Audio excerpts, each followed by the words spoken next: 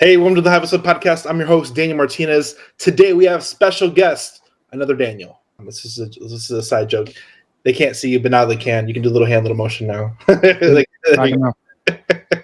So this is Daniel Berger Garrow. We met through an acquaintance, Chad Doherty, and he is a coach, entrepreneur, and he does a lot of cool things. We'll talk about in the episode. But tell us a little bit about yourself. One thing me and Daniel we talked about early on is that we got kids the same age. We're both fathers. I think it's being a father is a huge underrated hack in being an entrepreneur. So there's a lot of cool things that we can learn from today. We're going to talk a little bit about everything today. I'm excited about this episode. Everybody here, stay tuned. We're going to talk about some stuff. But first, Daniel, how are you doing today? Loving it. Life is good, man. It's Thankful Thursday, and we're just blessed and grateful to be here. Thanks for having me on. Oh, no problem, man. No problem. I kind of want to talk about like a little bit of your entrepreneurship journey. How long you been an entrepreneur, and like, is this? Let's talk about a little bit. Let's give like a 30-second like synopsis how you ended up here, and then we'll jump into some. Yes. In this Zoom room at this given moment in time. Yeah. So the 30-second arc, like a lot of people, I got my start in sales as a kid. I sold popcorn and candy bars and all that stuff. But the true formative like shift in the rest of my life, right, was I was an 18-year-old kid and I got selected for the oldest summer internship in North America with the Southwestern family companies. As an 18-year-old kid, I moved 1,200 miles from home and spent the entire first summer out of college as a freshman, knocking on doors, selling essentially modern day encyclopedias door to door, 85 hours a week, straight commission, running my own business, learning a lot. And that actually ultimately helped me pay my way through school. So I ended up doing that 6 summers, recruited, trained, built teams, ended up knocking on over 25,000 doors before I was 24. And even met my wife through it, which is pretty cool. But yeah, that was kind of just getting thrown into the deep end of entrepreneurship really fast. And since then I've been in a couple different businesses, helped grow other organizations, spent some time in business development, mortgage, fundraising. And then for the last 5 years, I've had the privilege of helping other people build their businesses. I've been working as a coach, consultant to some really successful people. And that's ultimately how I got connected to you guys. Okay, we're going to jump a little bit back because I want to kind of glaze over some stuff and I want to dig in a little bit. So for everybody here, I want to recommend you, if you're starting your entrepreneurship journey, keep track of your KPIs. So right away, he's knocked 25,000 doors. I always say dollars for whatever reason. Money just comes in top of mind, but 25,000 doors.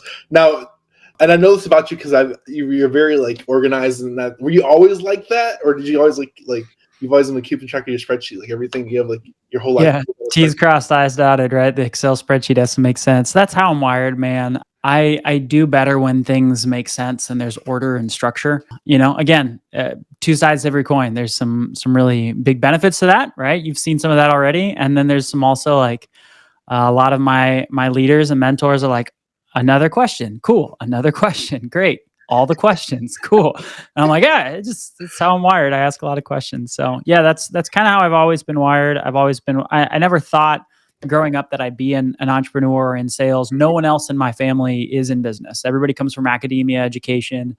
I thought I was going to be a teacher, my whole life. Well, you kind of are in a way. Yeah, absolutely. In a way. So one thing I want to hit on is if you're starting an entrepreneurship journey, keep track of your KPIs. It's really, really cool to call back that stuff when you're going out and in this business a couple of years and you can show that track record. So one thing I really want to hit on, keep track of your KPIs. That's amazing. I'm really glad you do that because not everybody says that. And I really wanted to point it out that he's knocked 25,000 doors. That's amazing. I don't know that stuff. I went door knocking. I don't know that stuff. So I think it's really cool. Second thing I want to say is 18 years old, you moved away 1,200 miles. Yeah. So I love when I talk to not necessarily like young people, but young entrepreneurs that start off young, because I think when you leave your home, you're forced to like grow up instantly. Yep. And it's like different ways. You mature, you mature like 3 years of your life in like 6 months. And you're like, okay, that was interesting. Yep. So 18 months, I can't believe you actually like door-to-door sales is hard, and encyclopedias I'm sure was hard because I remember having an encyclopedia set at my house. And I don't know who sold that to me, but I'm sure maybe we did, right? I mean, like truly, yeah. I don't know. So I commend you with that. So I think that's one of the hardest things. I used to sell True Grain, which is like grass Yeah. treatments. When I started doing that when I was like 19. So You get it. Yeah, man. and I hated it. I hated like selling people. It always felt like nasty to me. I don't know, but you get over that stuff. One thing I like, I want to pick on too, is that you get overly obsessed, and I think people that can find like their driver, like there's no like there's no like, oh, what's your why? Like, no, I'm just self-driven. There's like an internal engine somewhere that I always like equate it. I feel like me and you are like in this way where like we run off, like I think of myself like Superman, because I run off the energy of the sun. Like every morning you wake up and I'm just full of energy, you know. And there's like consistency that drives it, and like I'm sure there's other reasons that back it, but there's always like that action taker. Yeah. Yeah, man. I think, and I think just part of my backstory, what I've been a privilege to spend the last couple of years doing, right, is spending time with, learning from, mentoring, and coaching and partnering with some really successful entrepreneurs across all different industries. I think there's some commonalities, right? Is that some of the most successful people that I've ever met, right, that they form the habit of figuring out what they want, why they want it. And one of the things that we talk about is that the depth of your endurance is in direct proportion to the clarity of your vision, right? And so that when you actually know what you want it enough to do the work that it's going to take, it doesn't maybe wear you down as much as it would if you were fighting for something that maybe you didn't actually want. I don't know. I've only known you for a short period of time, right? But like in what I see with you and Anthony, with outside looking in, is like you guys have a vision for what you want the Hive to become, and it's a vision that's so big that you believe in it so much that this idea of showing up and doing the work every day isn't this like massive effort or lift, or it's this really hard, grueling. You're like, that's fun. I'm just doing what I'm doing. It's awesome. We're riding this rocket ship to space, and you can come along if you want, but and it's because you see it and you've correlated it, right? And so like I think again, same thing is whenever I latch on to something, and I think a lot of entrepreneurs can relate, it's that piece in your brain that says like, I want that, and I'm gonna do what it takes to get there. And so you're almost tapping into this unlimited energy source, as opposed to, and I think this is the flip side, is so many people live their lives not being sure what they want, or chasing someone else's version of success.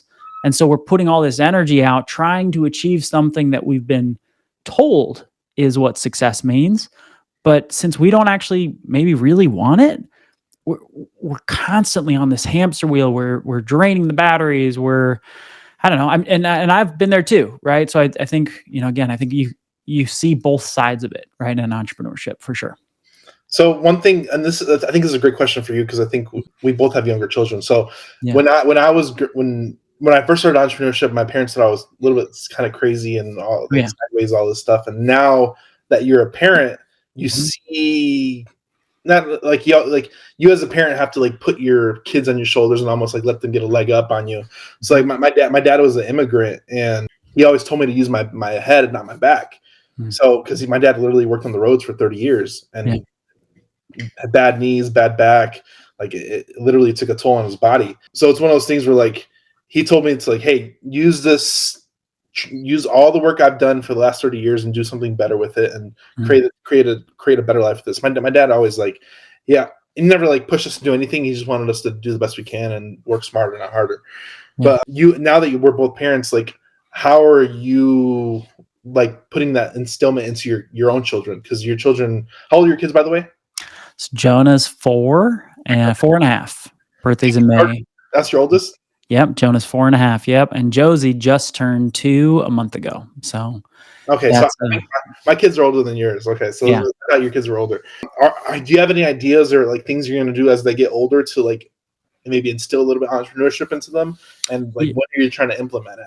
Yeah. I think, and again, it's early, like you said, it's early, right? Very not early, making them do anything yet, but I heard this idea that, and again, I'll say hindsight's 2020, right? Is I'm really grateful that I work with a lot of clients who are generally speaking older than me, right? Who have kids who are older, right? And so, when I'm working with the CEO whose kids have already graduated high school, and we're able to have these conversations about perspective, right? Like, what would you do knowing what you know now, with the life that you have, the success that you have, if you could have gone back, right? And I just hear this common thread of, when you achieve a level of success in your life, it's really easy to want your kids to have it all, right? Like Yeah. I do, right? My kids are wrapped around my finger, right? Or however you want to phrase it, right? But the flip side of that is that, good things come from struggle.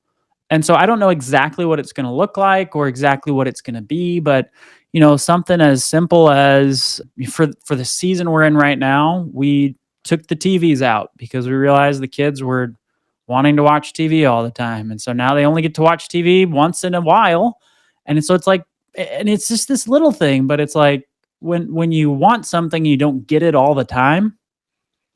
If you have to earn it, maybe, I don't know. Like for us, it's like, hey, buddy, you got to clean up the room. You got to put your stuff away. You got to, be nice to your sister for a week. Then maybe we'll watch an episode of Paw Patrol or something. It's like, who knows what it'll be when we get older, right? But I just think if I can instill in my kids that we have to earn it, whatever it is, and that it's okay to try and fail. I think those are kind of like just two key things that I've learned throughout my life, that you got to show up and you got to do the work, and it's okay to fail. It's okay to swing and miss. Yeah. I think we'll have to do this again in a couple of years just to kind of get it up. Right. My oldest is turning 6 in a month. And I'm just like, she's in school now. And I'm just like, yeah. We'll have to have this conversation in a couple of years, but Sounds I good. think how your kids are older. That's what I was asking. Have you learned anything from, and this is why I love having conversation with you, because you have a lot of upper level, older connections that are like CEOs and stuff like that. Mm-hmm. Have you heard anything from your connections that you're like, man, I want to do that when they get older? Do you have any stories like that? Absolutely. Yeah, absolutely. Yeah. So, I've got a couple clients who've just tossed out some ideas, right? And one of them that I look forward to, right, is the idea of, well, I guess there's two. One we're actually already doing right now, even though they're young, right? But just forming the habit of protecting space. Because again, as an entrepreneur, we can work 24/7 if we want to. Yep. Right. And it's a conscious decision to choose to protect space for the things that matter most. And so for us right now, it's protecting an afternoon, like 1 or 2 afternoons a month, where it's just one-on-one time, just with me and Jonah, or just with me and Josie, giving Alicia a break, or, creating these, not curating experiences, but doing something together. Even if it's just as simple as, hey buddy, what do you want to do today? And he's like, I want to, mow the lawn. Great. That's what you are choosing to do with dad. Let's do that together. Right. Like some creating some habits around that. And then on a longer term vision, right, having these keystone type trips and experiences and moments that to celebrate milestones, right? Like when he's 10, that he and I already know this, he and I are going to go camping somewhere, probably for a week, probably with some backpacks and roughing it out, and like just doing a little bit of dude time out in the mountains, and I'd love to do the same thing with Josie, whatever she wants to do, right? If it's something different, but I just, the consistent theme I hear from parents whose kids are older is that this window goes by so fast 100%. And that no amount of money will ever fix that. Right. I think I even talked about that at the conference, right? That was like one of the first things I said was, I remember years ago, right when Jonah had just been born, I was working with a highly successful client, like work optional kind of client, right? Doesn't need to do anything for the rest of his life. His kids would never have to work. He has that much money. And I asked him for any big picture advice because his kids were about to graduate high school and Jonah had just been born. And he said, you'll never, like, you can always make your money. You can always make more money, but you'll never get back the time that you miss. And he said, my one regret in life is I wish I hadn't let the success of my business consume me as much as it did when I was younger, and that I hadn't kept trying to do more. That instead I had learned to let other people in, to do less, to spend more time with my girls when they were younger. Right. And I mean, again, it hit me, right? Because it's like, I'll never get this season back. Yeah. But I can always make more money, Yeah, that's one thing I did early on was I actually started entrepreneurship when I found out my wife was pregnant. So I literally worked as many hours as I could till my wife had her baby, and then I took like paternity leave, all my vacation, and then I quit. Yeah. And I haven't worked anybody else, but like one thing I love was I remember my firstborn. my wife was just stressed out after she had the baby, and she was up all the time. Because if you haven't never had a baby, if you never don't understand this, when you first have a newborn, you got to feed the baby like every 3 to 4 hours, like newborns for like a month, every 3 to 4 hours. Yep. So imagine that to your wife, and it's just craziness and I'm sure you went through this recently in the last 2 years. Were you at home for that? Oh, we had home births both times, actually. Okay, Yeah. okay. So that was my favorite time that I had with my kid, because when we kind of figured it out. But I'm a night owl. My wife's like, she would get up early. She does whatever she needs to do, but I'm definitely a night owl. I like staying up late.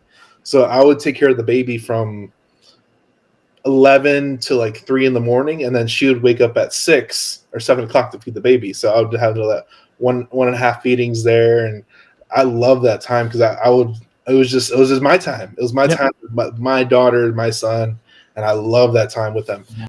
It was like, I'm like so happy I had that experience with my kids, because man, that time was amazing, man. And like to see them now, like my oldest is 6, it's like, this is crazy.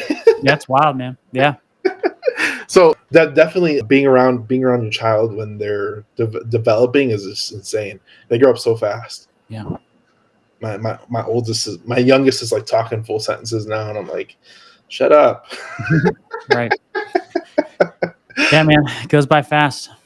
So how do you, and I think we kind of alluded to this, but how do you manage like entrepreneurship and family? You personally, like, I know how I do it. I kind of structure calls differently and odd times throughout the day. Like even right now, we pushed this podcast back because I was out at the park with my family. So how do you kind of manage and like carry this double-handed craziness? Yeah, I'd say 2 things to that. So I'm coming out of a season where I had a lot of structure and protected space. Okay. I'm entering a season where I have a lot less structure and protected space. Okay. And so with that, what I mean is I probably, like a lot of people, trying to be really intentional with the time that I put on the calendar. I try and protect it. I try and think it through. I try and take time on Sundays and think through the whole week. I try and think through the long term, the short term, the midterm. I write it out. I do all the things that we're all taught to do, right? But I think where I'm looking ahead to this next season. I've already told you some of the goals, some of the ideas, so you kind of know where the thoughts are coming from. But I'm about to enter into a season where I'm kind of out of my depth, and it's going to be really exciting and fun. But like, there's a part of my brain that says, "Hey, you're probably going to be working 80 hours a week," and I have to consciously speak against that voice and say, "No, I'm still going to protect the time that matters most. I can figure out a way to get all this done, even with all of that. It's probably going to be some more non-traditional schedule." Which is, I'd say, what we're on right now. You know, like, hey, we figure out a way to make it work when it's time to make it work, and we're present when we're not. And so one thing that helps me for that, I think, no matter what the seasons have looked like, is I try to leave my phone in my office. And I work from home. I don't know if you can tell. I'm on the second floor. Everything else is downstairs. I try to leave my phone in the office because, like, unless the house is actually burning down, you don't need me. And if it's burning down, call the police, you know? Right. Or call my wife, right? She's got a phone too. I know it, but it's little things like that physical separation, I think really helps me a lot. Is when it's time to be with my kids, if I'm not careful to do that, I can find myself swiping, and just swiping, kind of talking, kind of paying attention. Neither one's getting my full attention, which is not good. Yeah, I don't know. I catch myself playing chess sometimes. Yeah. Yeah, right. It's that dopamine, man. Our brain's addicted. So we have to physically, at least for me, I have to physically be like, no, you're on the other side of the room. I'm here to be present with my kids. I think that's one of the biggest things that helps me, truly. One thing I think is really it's crazy too, because it's non-traditional schedule. So like my kids nap, so I work during nap time. And then after I put them to bed, I usually have 2 or 3 hours to work too if I need to. Mm-hmm. So I work after everybody goes to bed. So I have like very like even like when I'm working like website stuff, I usually work on that after everybody goes to bed. My wife goes to sleep, and I'm here on the computer working away. So it's one of those things where like I definitely have a non-traditional schedule. And I love it, man. Yeah, I love it because I feel like every time I think about it, like if I didn't do what I did now, what would I be doing? Yeah, and like 8 hours a day. at minimum, hour commute, Right. 30 minutes each way, like anything you need to do, gas, stopping for the grocery store, like all these things that kind of consume your time. You have that. I have like flexibility throughout the day to kind of juggle and manage my schedule, and it gives me the ability to kind of create little pockets of time to like, hey, I go with my like once every 2 weeks or once every 3 weeks, I take my daughter out to, she likes going to lunch after a bigger school. So we'll go to lunch every day, and we'll go to lunch at like every once in a while. And like, even like today, I took the other 2 kids and my wife, like, hey, let's just go have lunch. So I've literally been out of the office for like 5 hours.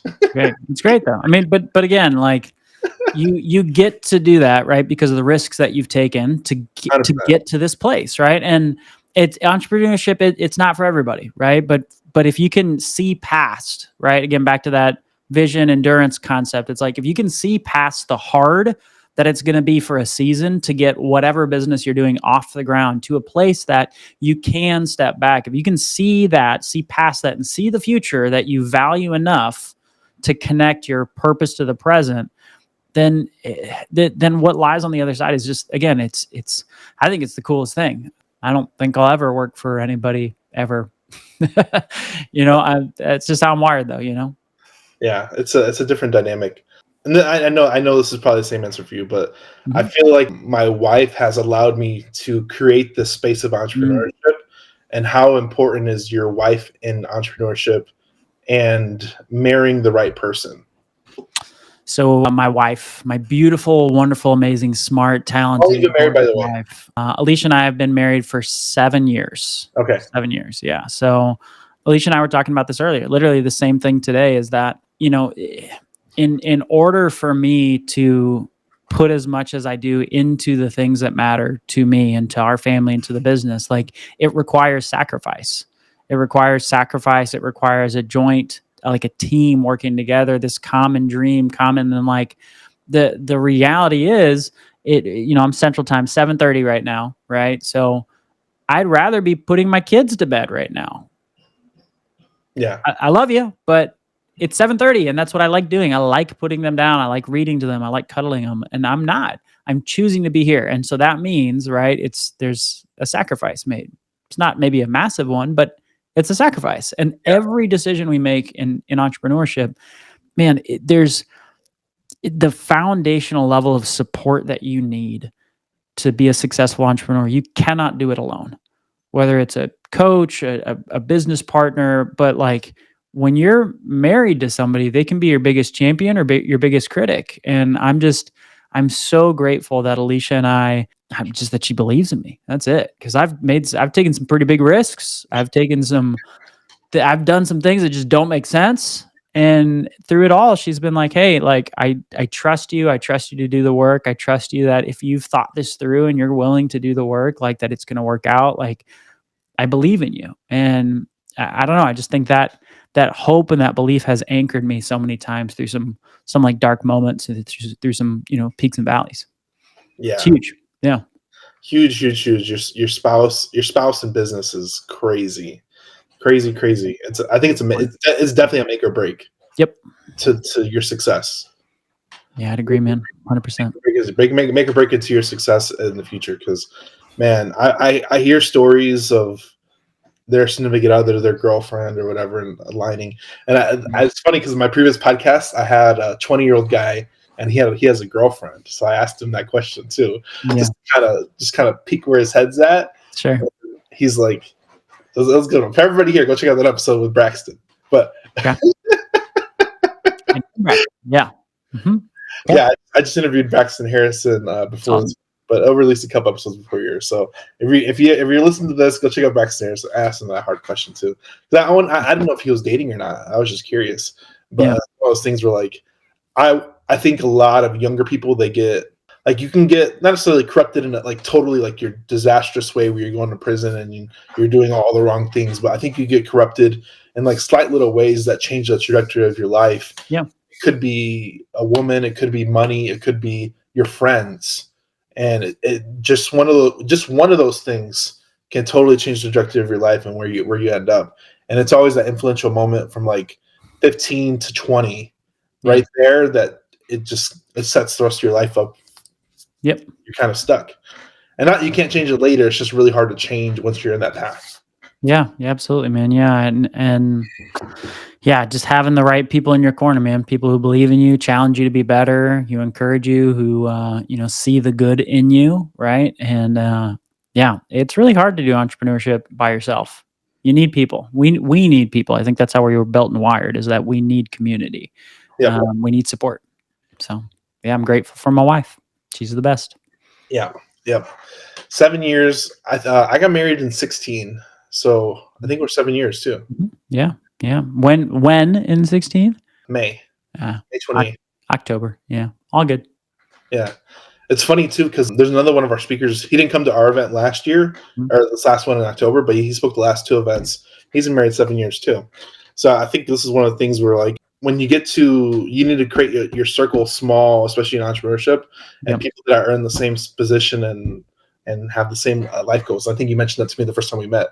It's like we all have like small children, and we're on entrepreneurship and doing crazy stuff. But me and you can have a conversation that we can't have with regular everyday people because they don't understand this. Yeah. Yeah, truly. Yeah. The balance of believing in something big, doing the work, and navigating, right? Like teams, people, recruiting, leading, growing, selling, operations, all the chaos, and being the best father and husband that you want to be, right? It's a real thing. Yeah. So let's talk about coaching. What exactly do you do in coaching? What type of clients are you helping? I think we mentioned just a little bit like surface level stuff, but let's dive a little bit into the coaching side. How long you been doing it? All the stuff. Yeah. So I guess you could argue that I've been a coach since 2010 in some capacity, right? Like I've always led or been a leader within the different organizations I was a part of. I've recruited, led, trained, coached teams, all that stuff myself, and then been part of others. But in this current capacity, right? So I partner with a company, and so 5 years in, I tend to work with business owners, entrepreneurs who are leaders of leaders. Those are my favorite people to work with. I don't tend to work with individual producers as much anymore. So people who are leaders of leaders, typically they've got a team. Typically they've got big goals. I have clients in all different aspects of life, but my favorite people are people like me, right? People who are mid 30s, early 40s, maybe aren't yet the CEO, but they've got the vision to be, they're on track to be, they've got big goals ahead. They've probably got young kids, right? They don't have to be as young as mine, but middle school, high school, early high school even, but just people that I want to do life with, right? Those are typically some of my favorite clients. Yeah, when it comes to like what we work on in coaching, I think it's just such an individualized journey. I'd say I'm a sales, leadership, development coach, but I think the way that I really have been thinking of it lately is what we talked about is that at the core of what I work on with clients is I help build good people, and those good people build good companies, and those good companies impact the community, and that community then changes the world. It's people development, right? Sometimes it's more technical, hard skill stuff like holding your team accountable and managing KPIs and digging into operations and systems and left brain. But I think more often than not, it's more right brain stuff. It's the soft skills of, how to hold somebody accountable and confront them when they're not performing and they've got a life situation, and like how to navigate all this stuff, and the dynamics of interpersonal relationships mixed with high standards and loving on people through challenge. And like that's the stuff that I think we can always talk about. It's a never-ending well of things that we can dig into to help people be the best that they can for their organizations. Yeah, a little bit of everything. I think one of the most difficult, I think hardest part of business is the people side of it. Whether it's you're dealing with your own team or clients, this is the hardest. It's the hardest part, man. Yeah. Because then you always have you might have outbursts from your team in certain occasions, whether they're going through their own personal situations. Then you might have outbursts from clients who go through their own personal situations. And how do you manage and control that output without firing back? Yeah. Oh yeah. I just had a call earlier today, client based out of Houston, super successful mortgage lender. He came to the Hive conference. Okay. what we talked through today was one of his team members made a mistake that's potentially going to cost somewhere around $35 million in potential business for the next year. That sucks. How do you navigate that? Right? Like the emotion of like, what the, and then the reality of like, he just made a mistake. And then navigating like, how do we work through this? How do we help him own and take accountability and ownership of the situation? How do we help him actually maybe even fix the problem himself? Like all of these things together. It's a people business, no matter what business we're in. If we didn't have the human element, we'd just be robots and machines, So I think that's what makes business fun and hard. I think it's funny because I don't even know how to deal with that situation. There are layers. It's complicated, but yeah. I mean, at the end of the day, is it a mistake that's worth terminating him over, or is that something we can salvage? And I think where we landed today was that we make mistakes. This sucks, but it was a mistake. It wasn't intentional, and there's enough. There's a Stephen Covey concept, like the emotional bank account. Have you heard that before? No. Okay, so Covey talks about this concept where when you have a relationship with somebody, every time you follow through with what you say you're going to do, every time you do something right, every time you bring value to the relationship, you're making a deposit into, let's call it a bank account, right? Over time, that bank account gets bigger, bigger, bigger, bigger, bigger. Sometimes we make withdrawals from the bank account when we mess up, when we hurt somebody, when we make a mistake, right? If we had only known each other for a week and I made a huge mistake, you probably just would have blocked my phone number and never talked to me again because I didn't have enough in the bank account and my withdrawal, I overdrafted, right? So with this team member and this leader, there was enough in the emotional bank account. There was enough in that like trusted relationship that, man, he almost zeroed out the account, but he didn't overdraft, right? There's still something there to build on, to work with, that ultimately it makes more sense to love this young guy through this situation, and hey, we'll find the business somewhere else. We'll figure it out. I think that's where we landed. That is, I've never thought about that because I've always I've had a ton of employees, and firing them has always been the hardest part. But like, I've never thought about it as like a field take type thing where like, yeah, they're just gone. I don't want. I'm done with them. Yeah. Well, and again, it's like if you're getting to the point to fire someone, there's probably reason for it, right? Yeah, absolutely. Sure, right? Like if we think of like machine learning, it's like we're building a machine and one of the parts of the machine isn't working, so we fix it. It's not an emotional thing, but then you add in this like human element, right? Of like, I care about them, or like I want to help them, or like it's hard, and it's like if this is a person who is a trusted friend, team member, that it was an honest mistake, that there's opportunity to earn it back, to fix it, for them to take ownership of it, right? And again, there's all these different layers. It's like, is it worth starting over, cutting them loose? Is this something that is against our core values, right? Did they make a decision that's actually not in line with what we believe, like at the core? Or was it just, again, was it a mistake? Can we see past that? Can we love on the people, not the problem, right? Again, lots of different layers. We don't need to go into the psychology mode, right? But it's a people business, man, no matter what we do. I like the analogy though, because I'm gonna have to use that one. I think you have I love having different conversations with different people because I learn at least one thing from every person I speak to on the podcast and in general conversation too. I try to at least learn one thing, but especially the podcast, there's a bunch of stuff that I'll just pick up off, even if it's somebody else. I'm not a reader, so I'm like, people like, oh, have you read this book? I'm like, no, I never read it. What's it about?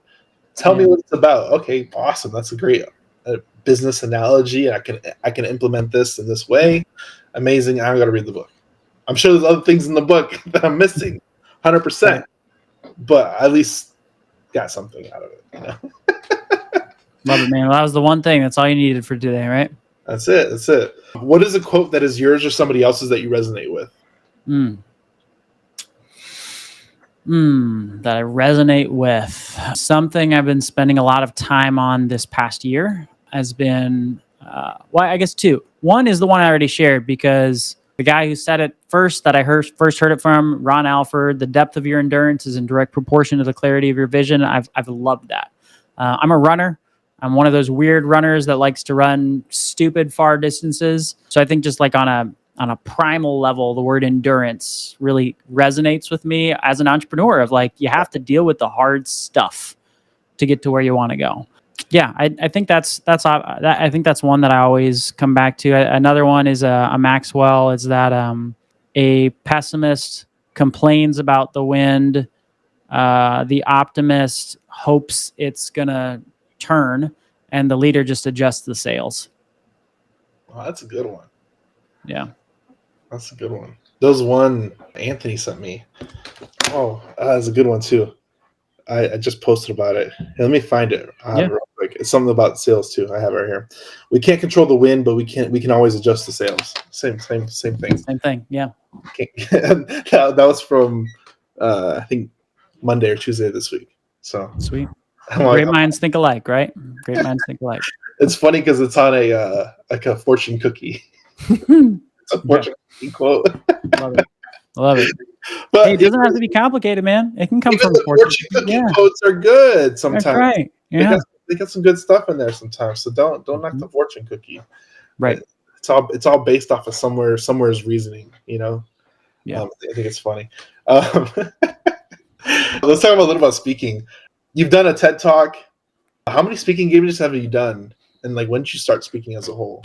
Yeah. So again, one of those things where it's like when I worked with college students, when I was giving presentations to hundreds of college kids, does that count? When I was in fundraising and I was giving hundreds of presentations to elementary, middle school, high school students, does that count? I mean, I don't know, you could say hundreds of thousands if you start including that kind of stuff. But I would say in the last 5 years, like in a professional paid capacity, to just be on a stage and talk to human beings, right? Whether virtually or in person, a couple hundred. Yeah, I'd say a couple hundred over the last 5 years. You know, some really big events, right? Like regional, national type rallies with some really big names, all the way down to like going into a small boutique real estate office and talking to 10 agents, and that's it, so everything in between.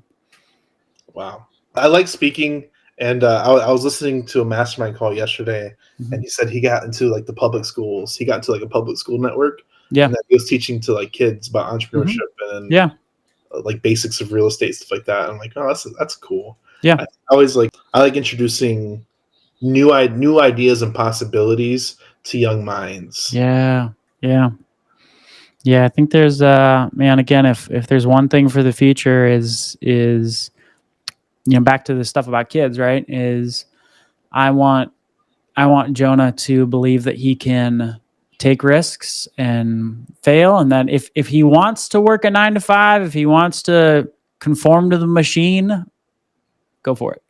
But man, again, if he wants to follow in his dad's footsteps and take a swing and miss, or take a swing and hit once in a while, and I just want him to believe that he can try, Yeah, I think the thing that separates a lot of people is they're not afraid to make that swing and fail. Yeah. And failure hurts. Yeah. But so does being in the same place 10 years in a row. Yep. So I was failing forward is such an underrated little hack. Failing forward fast. That's something else. Failing forward fast. That's even better. Yeah, because I mean, and again, so when I linked up with you guys and started making some cold calls, on behalf of the Hive, just to see if this thing would work. I mean, it was that mindset. It was like, how fast can I fail forward? How fast can I get through some of these reps to see, what's on the other side? I know it does work. I know it works. I've never done it before. So how fast can I stack my failures to shorten this learning curve? Let's talk about your little win. So let's talk about what it took you to produce little win. Sure. And it's a little win. It is. Yeah. It's cool. Yeah. So we met probably 6 to 8 weeks ago. Yep. If I remember. September 30th, right? 29th. 6 to 8 weeks ago. Mhm. You spoke at our event end of October, and then what happened since then? Then what? Yeah. So I guess just some quick backstory on how this happened.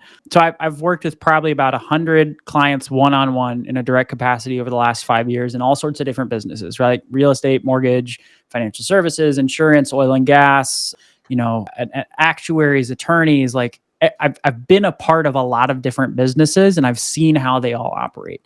I've even worked with a couple wholesalers. And when I was at y'all's event, something just like clicked, right? Where like I knew what wholesaling was. I understand it. I'd never done it.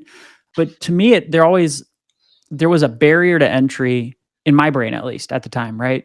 Between the skill sets that I feel like I've developed over the years and access to capital. To me, there was a gap, right? I guess I didn't really connect to that. There's a way to do this without having the $4 million to buy the $4 million ranch, right? Kind of thing. And again, it was in conversations with you guys. It was in actually getting to meet you guys. And I think again, there's a very important piece here. It was actually by spending time with you guys and getting to know you guys beyond just like, I heard them speak at an event, right? I've heard plenty of people speak at events, and then you get to know them and you realize they're not who they say they are, and you guys are. And so I really respected that. And so that ultimately led me to have my listening ears on and pay more attention, right? So kept learning, and it clicked for me that like, hey, if a deal's a deal, y'all have ways to figure this out, to dispo it. It's just a matter of finding it. And well, what does finding a deal look like? Well, it's just talking to human beings and asking questions. I'm good at that. I've been doing that for years. So yeah, I don't know. I was just like, man, this just seems like too good of an opportunity to not try, because I feel like I could do this. And so when I came back to Missouri, I probably spent about 15 to 20 hours that next week cold calling Zillow listings, making up a script with every call, and it didn't go right. I'd text you guys or send you a Facebook message or something. I don't know. And I'm like, hey, they said this. How do you answer that? And, over the course of that week, I developed a script that I started using, and ultimately ended up landing $2 million, 240-acre listing in Somerset, Texas, that we're going to subdivide and hopefully see a net profit of somewhere between 8 to 10 million. I mean, the Hive as a collective, right? We'll see a net profit of somewhere between 8 to 10 million. 8 to 10,000 per acre. So, maybe somewhere close to that $1 million in net profit mark, which is a wholesale fee of about $80,000. So that's pretty cool. Yeah. Pretty neat. I don't know. That's kind of cool. That's kind of cool story. Yeah. My very first wholesale contract ever. We're trying to make it 100. I know, right? I was like 7 figures in contracts and 6 figures in commission, but we're trying to make it 100, and that's between me and you on this podcast and everybody listens to it later. Yeah. But and everybody that listens, I get it. Yeah, but yeah, I mean, again, like whether it's 80 or 100, like it's a cool story. I think of like, right, of hey, within 30. I mean, really, actually, within a sooner time was when I had the conversation, but within 30 days of learning that this even existed. Pick up the phone, fail fast, fail forward, learn from every conversation, take notes, try to get better, ask questions, ask for help. Don't be afraid to talk to the quote unquote big dogs, right? Like y'all, right? And say, hey, here's what the conversation was. Help me navigate the next one. And ultimately we found one that worked, right? And, I'm excited to pick up the phone again and find another two, 3, 4 more this year for you.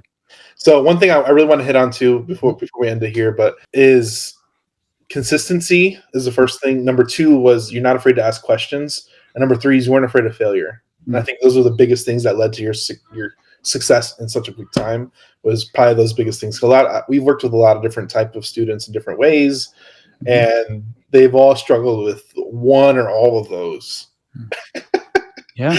And it takes a long time for them to click, and maybe it's like a confidence thing where they might not know what to say. They might not have the background as you to actually. You already have that skill level at a high level to communicate. And I think communications is the best skill you can have. Communication is very underrated, but I think that was one of the things that really helped you uptick and get success quickly. But where can people find you online? I think it's been a great episode. We talk about a little bit of fatherhood and business and a little bit of parenting, and it's awesome. Yeah, I think the easiest place to find me is just Instagram, candidly, right? Burke-Aguero. I'm sure you guys are going to link it. Yep. And I'll do the little plug, right? Because this is going to go out to the known universe. How fast did this episode go out? About 30 days. 38. Perfect. So within 30 days. So here's my plug. I am doing something fun in 2024. Okay. So in 2024, I've already told you this, but now to the known universe of Hive Mind community that's listening. In 2024, I'm going to take a business from zero, non-existent, non-formed to 7 figures in revenue within a 12-month calendar period. I'm going to be doing it in wholesaling, land, and in real estate. I've never done this before prior to this, this call, this conversation, this first win. And it hasn't even paid out yet. So I'm technically still at zero. But yeah, I'm going to take it from 0 to 7 figures in 12 months. I'm going to document the whole thing. And if you guys want to follow along and see a behind the scenes journey of scaling a company from 0 to 7 figures in 12 months, follow along. It's going to be cool. There you go. I think we'll leave it at that, man. I'm excited about that. Yeah, cool. For everybody here, go like, subscribe, go share with a friend. We'll see you on the next episode. For everybody here, thanks, Daniel. Thanks for having me, man. We'll see you on the next episode. See you guys.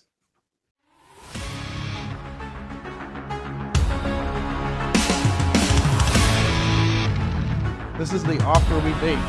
So, overview. When people sell, it goes in a couple places. So you can solve those other things if you understand where the money is going to go. So we always talk about, once you're negotiating with your seller, always figuring out other underlying motivations.